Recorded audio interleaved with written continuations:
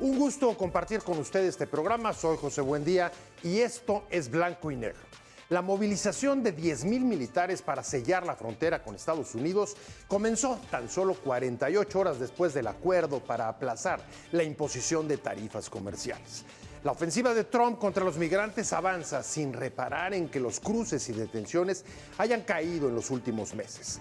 Tampoco parece importar las protestas en Texas y California contra sus políticas migratorias, ni campañas sobre el impacto de un día sin migrantes contra la narrativa que los estigmatiza como criminales, ni denuncias de violencias y violaciones a los derechos humanos por redadas y deportaciones en caliente de más de 4,000 personas a México y la amenaza de sumar otras tantas a cárceles de Guantánamo o El Salvador. La migración es la cabeza de turco de sus promesas electorales. Con su exigencia, obliga a México a retomar el programa Permanecer en México que Trump impuso a López Obrador también con la amenaza de aranceles. Para mitigar el impacto, México ofrece un plan para crear empleos, incorporar al Instituto Mexicano del Seguro Social a los repatriados, acceso a programas sociales y apoyo para el traslado. ¿Pero para cuántos alcanza esto? El problema es que se desconoce la estimación oficial sobre el número de posibles repatriados. ¿Cuántos migrantes pueden ser devueltos? ¿Cómo planear el cupo de los refugios, algunos ya saturados? ¿Serán los mexicanos o solo mexicanos o también de otras nacionalidades? ¿Qué pasará con los más de 36,000 refugiados varados en México de diversas nacionalidades? Esto es Blanco y Negro y comenzamos.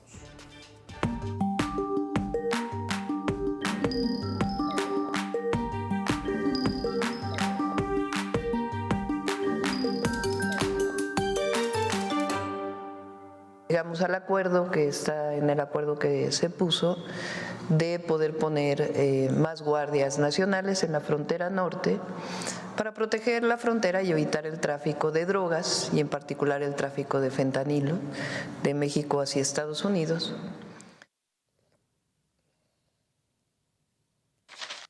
Estamos en Blanco y Negro y acaba de escuchar el anuncio, el inserto del anuncio cuando Sheinbaum, la presidenta mexicana, anunció el desplazamiento, el destacamiento de más de 10,000 militares a la frontera. Y ahí tenemos en pantalla, ahí lo puede ver, el tuit que lanzó también Donald Trump en el que habla, por supuesto, de los soldados que dice estarán especialmente designados para frenar, detener el flujo de fentanilo y de inmigrantes ilegales a nuestro país. Y subrayo, de inmigrantes ilegales, porque eso es un punto que no destacó o del que no habló en su anuncio la presidenta mexicana. Andrés, me llamó la atención eso. Él sí dice fentanilo, inmigrantes, mientras que la presidenta solamente dice fentanilo. ¿Qué significa eso? ¿Tiene alguna relevancia? ¿No? ¿O cómo lo lees? La tiene en el sentido de que siempre, pues, sobre todo Trump, es muy dado a vender a su gente lo que acuerda o no acuerda en el exterior. El tipo, pues, siempre está negociando, siempre con una actitud estratégica de ir a la ofensiva, a ver hasta dónde llego, y de lo perdido lo que aparezca, y ha sido, digamos, su modus operandi todo este tiempo. Lo hizo en el primer cuatrienio, no tiene por qué no hacerlo ahora viene más fuerte que la vez pasada y lo ha demostrado también con el tipo de gabinete que ha puesto y con las acciones iniciales con las que ha desarrollado. Pero, o sea, ¿tú no ves ninguna repercusión legal en que los militares detengan, obstruyan o impidan la circulación de los propios mexicanos, que son muchos de los que están cruzando la frontera ilegalmente? Bueno, en realidad porque en realidad no, porque serían justamente en la frontera. Es decir, no son militares que están impidiendo el flujo de las personas que transitan por el país, sino están en la mera frontera. Y sí, evidentemente, pues los militares tienen mucho que ver con el tema del fentanilo. Y él mismo reconoce que el tema del fentanilo es un tema central.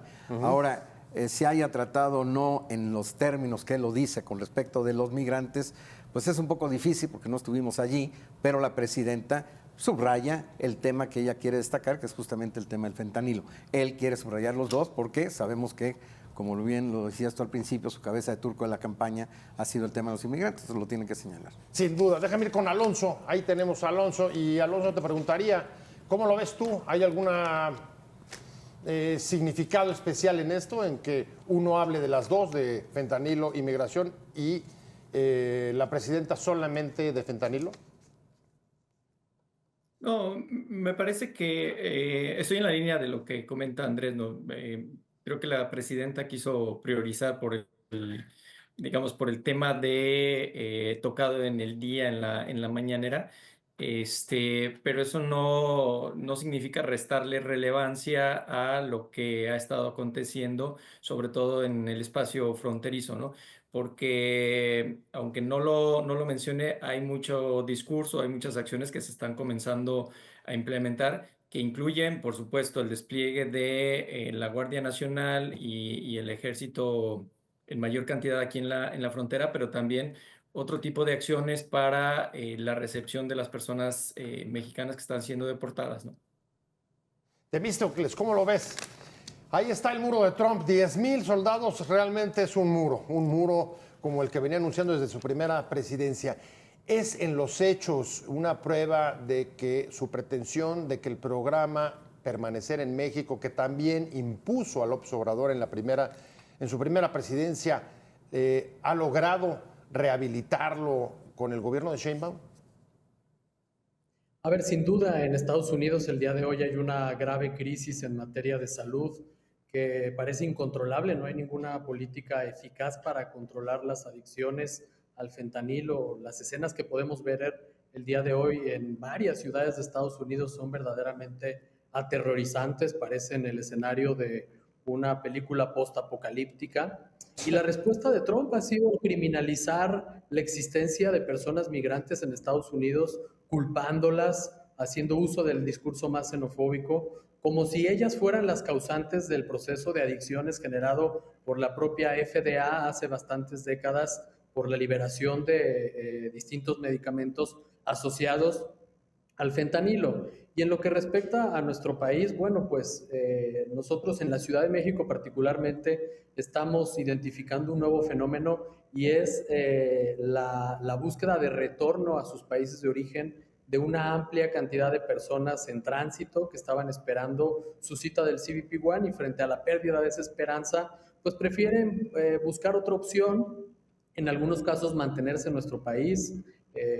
Observan ahora a la Ciudad de México como una ciudad de destino, pero también solicitar apoyo humanitario para el retorno a su país de origen. Eso es algo que no habíamos visto en los últimos años en México y es que está ocurriendo ahora. Es la gran novedad del fenómeno de la movilidad humana. A ver, sigo al hilo de lo que acaba de decir Temístocles, Andrés, y es, a ver, por un lado, sí, es un muro que pareciera recuperar el permanecer en México, pero como está diciendo también, por otro lado, en la Ciudad de México, por lo menos, que es el ámbito de su competencia, están regresando a los migrantes a sus países de origen una vez que pues prácticamente está cancelado el tema del refugio con la cancelación de las solicitudes y de la plataforma del CBP One. Sí, realmente se va a ver, y de hecho se empieza ya a ver, un incremento, sí, por un lado lo que dice Temístocles, particularmente en la Ciudad de México, pero a nivel general, no solamente en la Ciudad de México, a nivel general se va a ver, y eso es lógico que ocurra, un incremento de las personas que acuden a solicitar la condición de refugiado con la Comar, por una sencilla razón. Si antes había el CBP One, había la posibilidad de lograr una cita en el lado frontera norteamericana para poder hacer el procedimiento de asilo en el lado norteamericano. Eso está cancelado absolutamente, ya no es una alternativa. Así es. Si no hay una alternativa de esa naturaleza y las personas están en México, pues no tienen más que dos, o se regresan, como es el caso de que está observando Temístocles en algunos casos, o otros, pues que consideran que es muy difícil regresar a sus países, pues van a optar por solicitar la condición de refugiado en la Comar. Pero hay otro elemento adicional que tú señalabas al inicio, que es el tema de la resurrección del MPP, es decir, el programa Quédate en México. Esa resurrección del MPP lleva también a que muchas de las personas, cuando se trasladen al lado mexicano de la frontera, y ahí estoy hablando ya de extranjeros, cuando extranjeros se trasladen al lado mexicano de la frontera, que los regresen porque no los van a dejar solicitar el asilo en el lado norteamericano y van a tener que esperar de este lado, muchos de ellos van a desesperarse porque el procedimiento de a solicitud de asilo en los Estados Unidos es muy prolongado, dura hasta 5 años. Entonces va a ser una locura. Y entonces muchos de ellos también una vida para muchos de ellos. Van a preferir muchos de ellos también optar por solicitar la condición de refugiado en México, en Comar. Pero, a ver, en la práctica está logrando que se restablezca el programa Quédate en México, ¿cierto? Bueno, eso claramente ya lo ha anunciado, es cuestión ya simplemente de establecerlo, ya está por establecerse en cualquier momento. O sea, Eso ya no lo será. aceptamos. Bueno, así se ha declarado, ¿no? Yo no he visto a nadie que se haya opuesto que eso vaya a ocurrir, y al ocurrir eso, pues va a ocurrir lo que ya pasó. Esto, acuérdate que lo puso Trump, como bien lo dijiste tú la primera vez, en su primer cuatrienio, lo quita, lo desmantela Biden, ya en su campaña política, cuando le gana a Trump. Biden señala que va a desmantelar el MVP, y lo desmantela, apenas entra, lo desmantela. La verdad es que, simplemente voy a resumir, llegaron a ser más de 70,000 quienes estuvieron en el MPP, en la franja fronteriza mexicana, esperando el procedimiento en los Estados Unidos. La verdad que en aquella ocasión no fueron muy pocos, muy pocos los que dijeron, ¿sabes qué? Mejor me voy con México y trato de solicitar el asilo con la Comar. Fueron muy pocos. Casi todos estuvieron allí, esperaron hasta que finalmente algunos se desagregaron, pero muchos de ellos fueron desmantelados cuando llegó Biden y se desmanteló el MPP. Ahora no sabemos qué va a pasar, pero sí podría ocurrir que ante una situación donde vean difícil regresar a su país, algunos de ellos, opten también por solicitar el asilo en México. Entonces, hay razones por las cuales también podría incrementar el número de personas que buscara solicitar la condición de refugiado en México. Alonso, hasta 70,000 llegaron a ver en el MPP, y es un programa que, dice Andrés, pues es la pretensión, es lo que ha pedido Trump y nadie le ha dicho que no. Es decir, parece que hay una aceptación tácita del gobierno mexicano. A ver, 70,000 no son pocos. 70,000, por supuesto, ese número ha bajado, pero estamos frente, pues, a una condición de tercer país seguro. ¿Cómo lo ves tú, Alonso? Pues dicho de otra manera, eso podría ser, ¿no? Tercer país seguro de facto, aunque técnicamente no se usen las mismas categorías y procedimientos que mandata el derecho internacional, ¿no? Pero en los hechos, al final se trata de una espera, diría, forzada en un país donde en apariencia o en principio no se va a solicitar asilo, mientras el país en el que se desea solicitarlo, pues genera condiciones primero para aceptar la solicitud e iniciar el procedimiento, ¿no? Que eso era lo que hacía el CBP-1 también con este sistema de gestión de citas, ¿no? Y al respecto de los números, pues sí, o sea, es una cantidad elevada que tampoco es, digamos, nueva o de alarmar, ¿no? Andrés dará constancia de un año donde hubieron 140,000 solicitudes del reconocimiento de la condición de refugiado, que significó un trabajo de gran magnitud y que fue, digamos, el pico más elevado en la administración que le tocó a él encabezar en la Comar, y que hablaba precisamente justo de esta tendencia a la alza de personas que sí llegaban con la intención de solicitar ser reconocidas como refugiadas en México, pero también de este otro grupo que no podía y veía con desesperanza la posibilidad de ser reconocida o de iniciar siquiera el procedimiento en los Estados Unidos. Entonces, efectivamente, la tendencia en las próximas semanas o meses va a ser una alza en las solicitudes aquí en nuestro país. Y otra cosa que me gustaría apuntar, que también estamos viendo aquí en la frontera norte, pues un ligero descenso en la presencia de personas en los albergues incluso, ¿no? O sea, sí hay un efecto de contención por parte de las personas migrantes, por lo menos en este momento, precisamente por la incertidumbre que se está generando ante lo que está pasando en la Unión Americana. Pero, perdón, ¿contención en la frontera sur o que ya no están viajando igual? En el norte. No, se están conteniendo ellas Para no mismas, llegar es decir, están al postergando, norte. pues, sí, quizá la expresión más correcta sería, están postergando Planes de viaje. el plan de viaje, exacto. Pues Por lo menos en esto es lo que hemos visto. no tenemos, nadie tiene una bola de cristal, me lo decía hace rato Andrés antes de empezar el programa, pero desde luego las próximas semanas, Temístocles, tú que eres el responsable de este tema de migración en la Ciudad de México, pues lo que se te viene sin duda van a ser incrementos importantes en el número de personas refugiadas y deportadas, o sea, se juntan los dos ¿Qué y cuáles son las perspectivas que traes, digamos, para el próximo mes, para las próximas semanas. ¿Cuántos pueden llegar o estar llegando diariamente o cada semana a la Ciudad de México? ¿Qué esperas? Bueno, estamos colaborando junto con el Instituto Nacional de Migración, que nos ha solicitado algunos apoyos logísticos bajo el entendido de que en algún momento podemos llegar a recibir hasta 600 personas diarias a la terminal del aeropuerto Felipe Ángeles.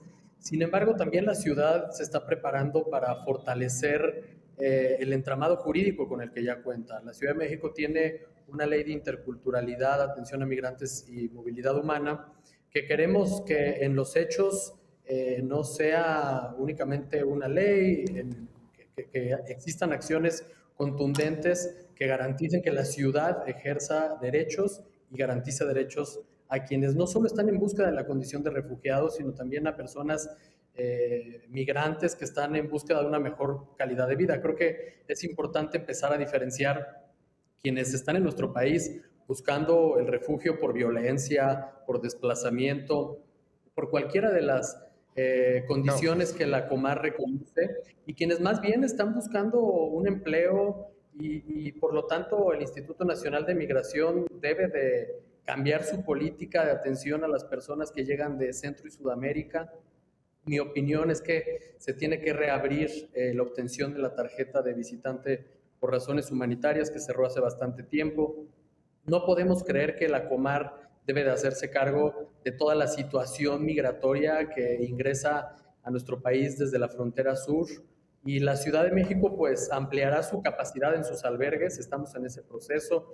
El día de hoy las organizaciones de la sociedad civil tienen una capacidad de recibir hasta 1,000 personas en condiciones dignas, sin hacinamiento, aunque hay que reconocer que en el peor momento llegaron a recibir hasta 3,000 personas. Y la Ciudad de México, que desde hace menos de un año cuenta con 2 albergues que ahora hemos llamado Casas de Asistencia a la Movilidad Humana, tiene una capacidad de recepción para 380 personas, que sabemos que es absolutamente insuficiente, y estamos buscando ampliarlo a 2,000 personas más. El compromiso que ha hecho la jefa de gobierno es que ninguna persona en contexto de movilidad humana tenga que pernoctar o vivir en la calle, en campamentos, en situación de calle, porque esto no garantiza ni derechos, ni garantiza que la ciudad y sus residentes puedan acceder al espacio público. Es un reto enorme para la ciudad, pero también hoy hay una apertura en la voluntad política para atender este tema. Es prioridad de la jefa de gobierno y es por esa razón que se ha creado esta Coordinación General de Atención a la Movilidad Humana.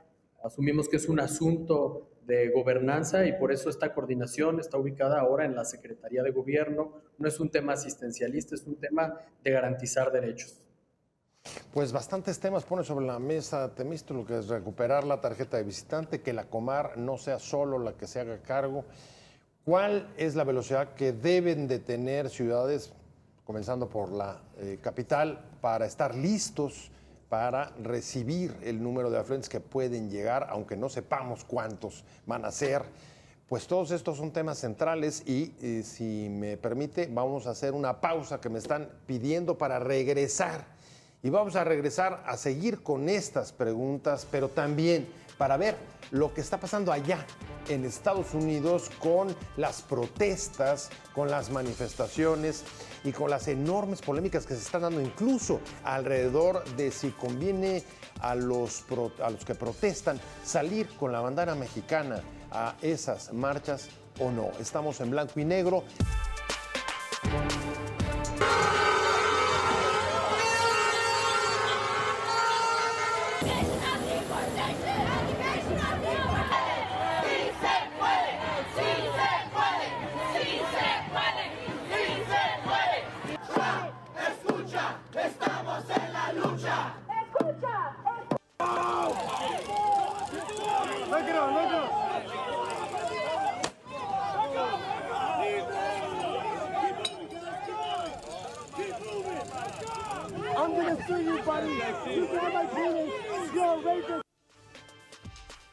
Estamos de regreso acá en blanco y negro. Muchas gracias por seguir con nosotros.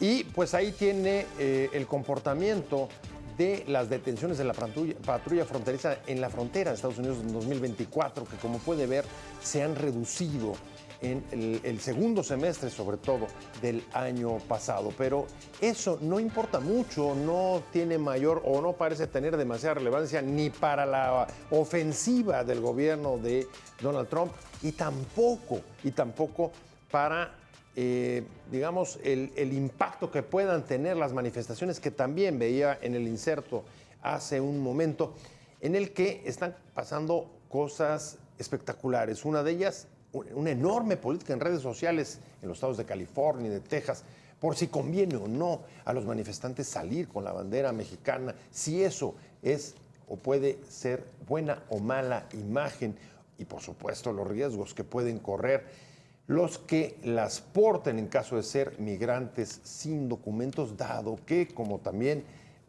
seguramente usted sabe, se están ofreciendo hasta $1,000 para quien señale a un migrante, sin ocultar la xenofobia y el racismo que rodea y se desata alrededor de esta campaña anti-inmigrante. ¿Cómo ves, Andrés? ¿De qué sirven estas campañas? ¿Están teniendo efecto? ¿Tienen un impacto? Bueno, lo que pasa es que es el modus operandi de Trump, decía yo al principio. O sea, Trump sabe, no es que no sepa, sabe que bajó tremendamente el flujo de personas que llevan a la frontera norte. Estas estadísticas no es que las conocemos nosotros ahorita, las conoce él perfectamente bien. Sin embargo, en la campaña utilizó como eslogan principal la idea de que supuestamente los Estados Unidos estaba siendo invadido. Cuando no estaba invadido, es falso totalmente decir que estaba invadido. Los números son clarísimos. Para cuando él estaba en la campaña eso era notorio. Sin embargo, manejó eso, porque él dice, manejo esto y de esta manera justifico el que pueda entrar el ejército en el aparato logístico para garantizar la deportación masiva. Declaro emergencia nacional, porque tú no puedes declarar emergencia nacional por cualquier cosa. Tendrías que decir, estamos siendo invadidos. Cuando él dice, estamos invadidos, ahí sí, declaro emergencia nacional. El Congreso mayoritariamente republicano lo apoya, lo logró, y con ello ya entonces puede el ejército participar en todo este aparato logístico para poderse dar esta deportación masiva. A ver, Alonso, en efecto, el tema ya está muy, muy caliente y pues no sé, desde tu punto de vista, qué impacto, qué consecuencia tienen las protestas en la que me llama mucho la atención, lo decía Andrés hace un momento, la mala imagen que construyó Donald Trump de los migrantes parece reflejarse incluso en una polémica sobre si conviene a ellos salir con la bandera mexicana a las protestas o no, y el ataque brutal que está viendo también en redes al país, a la mala imagen que quieren construir del país o que se ha construido del país. Y ahí la pregunta es, ¿qué es, por ejemplo, en el caso de la bandera, lo que está generando o lo que puede generar peor imagen, el país o los migrantes? ¿Cuál de los dos o son indivisibles? No, a mí me parece que serían indivisibles, ¿no? Y están en una arena de juego de lo que también está haciendo Trump, ¿no? O sea, al final, más que en los hechos, justo por lo que veíamos ahorita con la estadística, Trump está jugando con un tema simbólico, ideológico, que es muy, muy importante y que le ha resultado exitoso en sus dos campañas y bueno, ahora en su segundo periodo presidencial, ¿no? Entonces, al final, eh, recordemos, en el primer mandato tuvo un número de deportaciones muy realmente bajas, ¿no? O sea, en comparación, por ejemplo, de la administración de Obama o incluso de la administración de Bush, ¿no? Se llegó alrededor de un millón de deportaciones. Y entonces lo más relevante es ese juego simbólico que le permita no solo generar esta idea de caos, de terror, de incertidumbre para las personas tratando de con eso mitigar, contener, pero a la vez satisfacer al electorado. Y luego viene esta parte que desde mi perspectiva es justo uno de los éxitos pues de la estrategia que ha seguido Trump, que es que lo que antes era políticamente incorrecto, estas manifestaciones de rechazo, de odio, de exclusión hacia las personas migrantes están legitimadas por la propia figura presidencial, y eso desde mi perspectiva es lo más delicado. Y entonces estas manifestaciones de las personas migrantes con origen mexicano, la aportación de banderas, entran también, desde mi perspectiva, en este terreno de juego de lo simbólico, ¿no? Es decir, aquí estamos, somos necesarios, pero también somos personas con derechos, con una historia, y en un país que defiende, apuesta y ha crecido con la diversidad, pues en momentos como este es inevitable que tanto esta figura de emigrante como estos símbolos nacionales que portan, pues salgan a relucir, ¿no? Entonces, están estrechamente interconectados y de manera también muy pertinente, pues metidos en este plano, ¿no? De esta disputa más cumbólica incluso. Una disputa simbólica, ideológica, Temístocles, y tú como autoridad, ¿cómo verías? ¿Cuál crees que debería ser la recomendación a los migrantes allá? El peligro, la inseguridad de portar banderas en la calle, porque les están diciendo, bonita forma de querer reivindicar al migrante cuando es una bandera de un país que nos está enviando fentanilo, versus la defensa, la sensibilización que están tratando de hacer justo ellos con campañas como Un Día Sin Migrantes. Qué difícil postura. ¿Cómo ves? Bueno, pues a mí me parece que las narrativas son definitivamente la principal herramienta del presidente Trump. Lo fueron durante toda su campaña. Generaron la sensación de que las personas migrantes eran las enemigas del desarrollo económico de su país. Y a nosotros nos toca, creo que, hablar de las ventajas de la migración, percibirla como una oportunidad que enriquece las culturas, que genera oportunidades económicas, laborales. Y aunque en México estamos viviendo un momento también delicado en este tema, porque no podemos hablar únicamente de las personas mexicanas migrantes, también tenemos que hablar de la migración internacional que recibe nuestro país y recibe nuestra ciudad. Sería muy hipócrita preocuparnos por la defensa de las y los mexicanos y no estar preocupados por la migración que sigue llegando de la frontera sur. Por lo tanto, creo que al gobierno mexicano le toca construir la nueva narrativa de la riqueza cultural y que la historia de la humanidad es la historia de las migraciones. Sin los flujos migratorios no existiría nuestra civilización, ni existiría la civilización en Estados Unidos. Me parece que tiene que haber una defensa desde esa perspectiva. Perdón por el ruido. Sí, adelante, se escucha bien. Que tenemos que acompañar en redes sociales, en medios de comunicación, esta defensa de los símbolos, no solo mexicanos, sino de toda Latinoamérica. Toda Latinoamérica constituye una buena parte de la identidad de Estados Unidos el día de hoy. Andrés, yo sé que tú estás de acuerdo con lo que acaba de decir Temístocles seguramente, pero la pregunta es, ¿y lo estamos haciendo? ¿Realmente estamos haciendo estas campañas en redes? Porque yo en redes también he visto comentarios xenófobos en este país. Bueno, gente enojada por los migrantes, sobre todo en los lugares donde hay más hacinamiento. Y el discurso desde el Obrador, que se desplegaron 28,000 efectivos, 28,000, es decir, 18,000 más que lo que acaba de pactar Claudia Sheinbaum. Esa es la narrativa que estamos escuchando sobre los migrantes en el país también. Definitivamente en el mundo entero, y desgraciadamente la tendencia, y ni se diga en Europa, en los Estados Unidos y en varios lugares del mundo, es que está creciendo la xenofobia, y México no es la excepción. Y justamente por eso políticas y campañas como las que se hacen, y no porque estén aquí los compañeros de Tijuana y Ciudad de México, pero que el gobierno de la Ciudad de México actual está jugando un papel importante en sensibilizar, está establecido en el programa de gobierno de Clara Brugada el tema de derechos humanos de los migrantes, de los refugiados, de no tener personas en situación de calle. Eso es muy importante. Eso no quiere decir que porque no hay xenofobia, al contrario, porque sí hay brotes importantes de xenofobia en esta ciudad. La Comar fue expulsado de Tláhuac y fue expulsado de la Colonia Juárez por vecinos tanto de Tláhuac como de la Colonia Juárez, y no nos dejaron entrar. No, lo recordamos. ¿Te acuerdas? A ver, episodios muy desagradables. Y ni ¿no? siquiera nos dejaron entrar después a Lanzures. Entonces, porque todos decían, qué barbaridad, qué buenos son los refugiados, cómo adoramos a los refugiados, qué bonita la Comar, pero no las queremos aquí. Sí, llévensela a otra colonia. Es como aquel padre que dice, yo quiero a los homosexuales, pero que no vaya a ser mi hijo. Entonces, esa situación de hipocresía, de doble discurso, ambiguo, sí lo estamos viviendo nosotros acá en México. Y por eso, más razón para continuar una campaña justamente para sensibilizar a la población. Hágase la generosidad en los güeyes de mi compadre, ¿no? Como dice ahí popularmente. Alonso, allá en Tijuana, ¿cómo se está viviendo eso? ¿También hay doble moral, doble cara, hipocresía? ¿O sí hay, digamos, una participación efectiva de la población, no solamente en la recepción, sino también en sumarse a campañas de redes? Pues ustedes los tienen ahí al lado.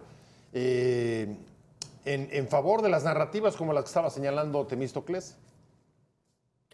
Me parece que como en todas sociedades y ciudades hay sus claroscuros, ¿no? Tijuana también es una ciudad de contrastes, pero sí diría que a diferencia de otras muchas ciudades de México, aquí hay, digamos, un clima, podría decir, como de mayor aceptación o de un poco mejores condiciones para las personas migrantes o personas en movilidad, diría, ¿no? Porque son diferentes grupos de poblaciones que están llegando, desde desplazados forzados internos, migrantes retornados, migrantes en tránsito, refugiados, etcétera, ¿no? Y la ciudad históricamente pues ha crecido con la presencia de migrantes y nos reconocemos así. Si a eso le sumamos también que hay un importante trabajo de sociedad civil que históricamente pues han no solo acompañado a las personas migrantes en la ciudad, sino también han hecho procesos importantes de sensibilización, de inserción. Diría que son otras las condiciones, ¿no? Eso no quita que de repente, como lo vimos con la llegada de los flujos masivos que conocimos como caravanas en el invierno de 2018, ciertos sectores de la población se manifestaran por la llegada masiva de ciertos grupos Contra de los personas. haitianos, en particular. Que se compararan con los haitianos, precisamente, ¿no? En 2016 llegó el flujo de haitianos, en 2018 de personas de Centroamérica, y sí había como este matiz de decir, bueno, mejor los haitianos porque trabajan más, causan menos problemas, etcétera, ¿no? Pero, digamos, era como muy focalizado. En general, la ciudad, con sus respectivas condiciones, pues tiene este clima más de, digamos, de una relativa aceptación y donde todos sabemos que la convivencia cotidiana con personas en movilidad es una constante. Insisto, eso no quiere decir que las condiciones sean óptimas aquí en la ciudad, como lo hemos visto también de manera histórica, ¿no? Bueno, parece que las condiciones no son óptimas prácticamente en ningún lado de un fenómeno que está cruzando el mundo. Pero Andrés recordaba, Temístocles, y muy oportunamente lo que sucedió justamente con Colonia Juárez, lo que pasó con la Comar. Querían llevarse lejos los campamentos de refugiados porque molestaban a la población.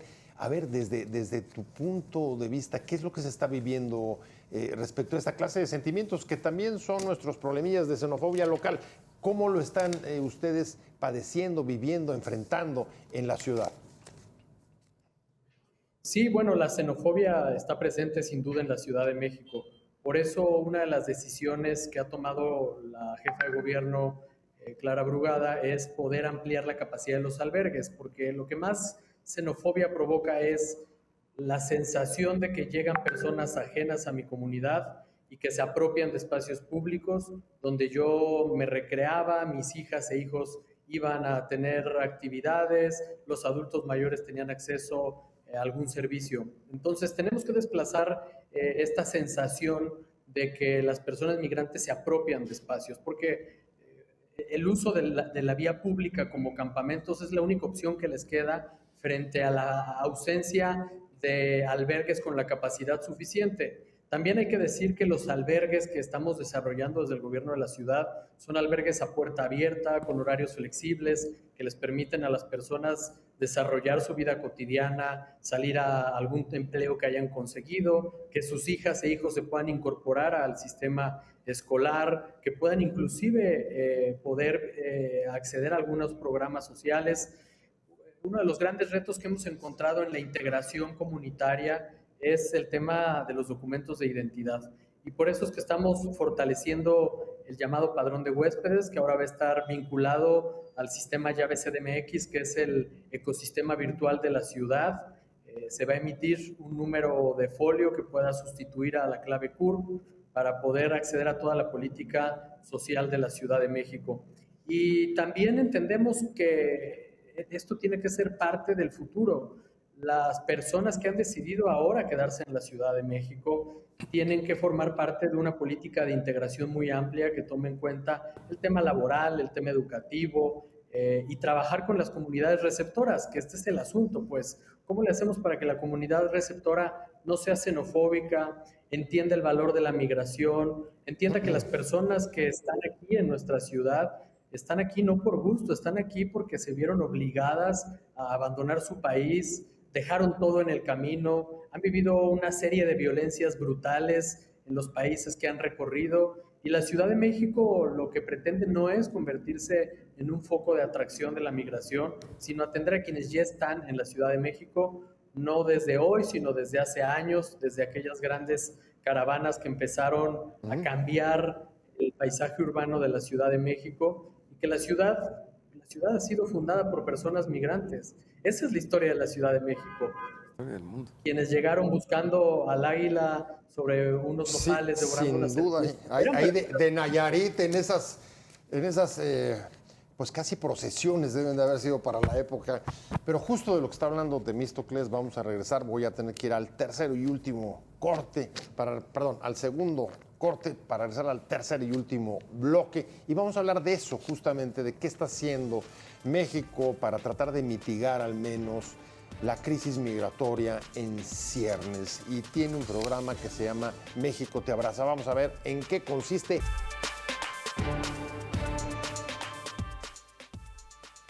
Estamos de vuelta en blanco y negro. Muchas gracias por seguir con nosotros. Y ahí tiene en pantalla algunas de las medidas que integran el Plan México te abraza, que consiste en apoyos económicos, acceso a programas de bienestar y servicios de salud, afiliación a todos los repatriados al Instituto Mexicano del Seguro Social y, por supuesto, también acceso a los programas sociales. Lo decía Temístocles hace un momento. No solamente en la Ciudad de México, sino en otras ciudades y estados del país. Y por cierto, Andrés se tuvo que retirar ya. Temístocles tenía que salir corriendo, pero pues le mandamos un abrazo. Muchas gracias por haber estado con nosotros. Dejó nada más sembrado ahí las últimas preguntas y las últimas experiencias de la Ciudad de México. Pero ese es el plan México te abraza, Andrés. Y yo me pregunto, qué difícil poder hacer un plan para recibir personas, pienso incluso hasta en las fiestas, vaya. Si no sabes cuánta gente va a ir a tu casa, cómo sabes cuánta comida, cuánta bebida, cuántas sillas, bla, bla, bla. Y pues ¿de cuánto estamos hablando? He escuchado cifras, decía Temístocles en la Ciudad de México, hasta 600 diarios podía tener capacidad Estados Unidos de enviar, 600 diarios. Y he oído cifras hasta de 500,000 en un año. ¿Alcanza? ¿Cómo planear sin tener esos datos, Andrés? Mira, generalmente en el ámbito humanitario, las organizaciones humanitarias, yo trabajé 28 años en el Alto Comisionado de Naciones Unidas para Refugiados, lo que se hace son planes de contingencia. En los planes de contingencia lo que se hace, se diseñan varios escenarios y generalmente tienes que trabajar con el peor escenario, porque desde luego nadie tiene la bola mágica. Varias de las ocasiones, yo recuerdo, por ejemplo, con el problema de Siria, en varias ocasiones se llegó a decir que iba a llegar una cantidad enorme, llegó muy poquito, y cuando por el contrario pensábamos que iban a llegar menos, llegaron mucho más. Y así pasa, pues, o sea, aquí nadie es mago, ni nadie se trata de adivinar.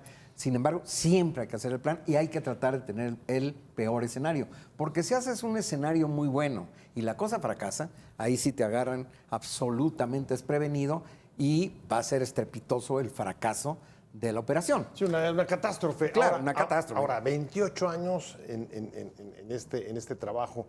A ver, ¿qué estimación tienes tú? O sea, ¿qué esperarías? ¿Cuál es el peor escenario? ¿De cuántos estamos hablando en el peor No, escenario? yo creo que hay que tomarle la palabra al peor escenario que señala Trump. Hay que tomarle la palabra. O sea, yo no lo el creo. millón, ¿el millón? Sí, hay que tomársela. Yo no lo creo. Simplemente lo que te estoy diciendo es que siempre hay que tratar de basarnos en el peor escenario. Porque yo no lo creo. Pero ¿qué tal si se ocurre? Y entonces el irresponsable es justamente el gobierno porque no previó esa posibilidad, que es una posibilidad.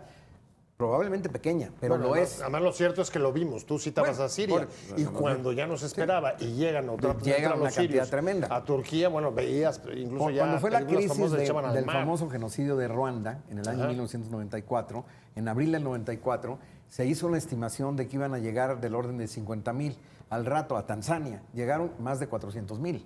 Entonces, siempre hay que pensar en el peor escenario. Esa es la lección aprendida a lo largo de muchos años en materia de prevención y respuesta a las emergencias. Entonces, ante esta situación, hay que irse por el peor escenario. ¿Qué puede pasar? Mira, a final de cuentas, por A o por B, históricamente, hay deportaciones. Si dijeras tú, es que nunca ha habido deportaciones y entonces vamos a construir un elefante blanco que nunca se va a usar. Pero no es cierto, si siempre ha habido deportaciones. ¿Cuál es la novedad? Claro. Y es más, por mucho, y ahí sí pienso yo que por mucho que este señor cumpla, entre comillas, no le va a llegar a Bill Clinton, que tuvo más de 7 millones de deportaciones en los 2 cuatrienios que tuvo. Entonces, sí, fíjate que si tú te vas desde la época de Bill Clinton y todos los distintos regímenes de los Estados Unidos, desde esa época hasta el último, que fue el del señor Biden, el que menos deportó fue Trump. El que menos deportó fue Trump. Yo no estoy queriendo decir con eso que va a ser igual. Simplemente estoy diciendo que el más bocón fue el que menos deportó y los más calladitos fueron los más hipócritas que deportaron de forma masiva mucho más. Entonces, no digo que se haga esto para dormir a pierna suelta y decir, no, a este cuate no le vamos a creer porque perro que ladra no muerde. Cuidado, porque este sí a veces muerde. Sí, y puede morder y hincar el diente muy profundo. Claro, no solo muerde, sino además puede morder y gritar al mismo tiempo, que eso es una cualidad difícil. Exactamente. Alonso, voy contigo. ¿Cuál es tu peor escenario? Mira, lo que tenemos aquí en la mesa, desde recordar lo que pasó con Clinton, o sea, estamos hablando casi a 1,000,000 por año, porque si fueron 7 millones en 2 cuatrienios, pues ¿qué te gusta? 600, 700 mil. Un poquito más de eso. Trump habla de 1,000,000. ¿Cuál es el tuyo? ¿Cuál es el peor escenario, siguiendo la lógica de Andrés? No. Yo soy de los que prefiero no entrar como en esa dinámica, reconociendo que, digamos, personas que potencialmente pueden ser deportadas, tan solo de origen mexicano, son poco más de 4 millones de personas, ¿no? O sea, sin documentos. Pero a mí tampoco me gusta entrar como en esta